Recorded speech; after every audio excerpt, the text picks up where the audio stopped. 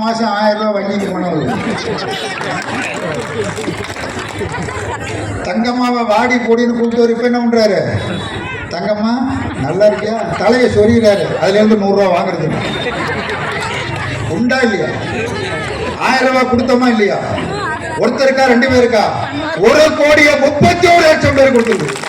அரசு கொடுத்துச்சா இல்லையா? நாங்க ஏன்டா ஓட்டு கேட்க உரிமை இல்லை எங்களுக்கு? வேற எவனுக்கு உரிமை இருக்கு? தேர்தல் வருது, 3 மாசத்துக்கு 3000 ரூபாய் பணம் அனுப்பணும்.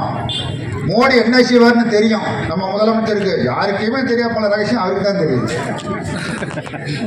இதை சதி பண்ணி கொடுக்காம விடுறதுக்கு ஏற்பாடு நடந்துகிட்டு இருந்திருக்கு. அதை எப்படியோ கண்டுபிடிச்சு ஒரே நாளையில் 3 மாசத்துக்கு 3000, மே மாதம் வெப்ப காலம், அதற்கு ஊக்கத்தொகை 2000, 5000 பேங்க்ல 6 மணிலேருந்து 7 மணிக்குள்ள போட்டார்.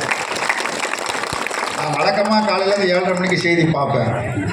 அன்னைக்குன்னு சனியை முடிச்சவன் தூங்கிட்டான், பார்க்கல. முதலமைச்சர் ஃபோன் பண்ணுறாரு, என்னன்னா செய்தி பார்த்தீங்களான்னாரு. இல்லைண்ணா நான் பார்க்கல, தூங்கிட்டான். என்ன ஊரே பரபரப்பாக இருக்குது, தூங்கிட்டேங்கிறீங்களா? என்னென்ன விஷயம்? நான் என்ன நினச்சேன்னா, கூட்டணிக்கு ஏதாச்சும் கட்சி வந்து சேர்ந்துருக்கோம் அல்லது ஏதாச்சும் நம்மளை ஓடி போயிட்டோம். என்னென்ன செய்தின்னு 5000 பணம் போட்டுருக்குன்னு தெரியாதா? எல்லா கார்டுக்கும் போட்டாச்சு. 1,31,00,000 பேருக்கும் 1 மணி நேரத்தில் பணம் போட்டு முடிச்சாச்சு அப்படின்னு.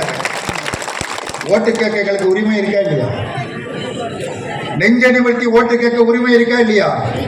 தலை நிமிர்ந்து ஓட்டு கேட்க உரிமை இருக்கா இல்லையா? இது முடிஞ்சுதா?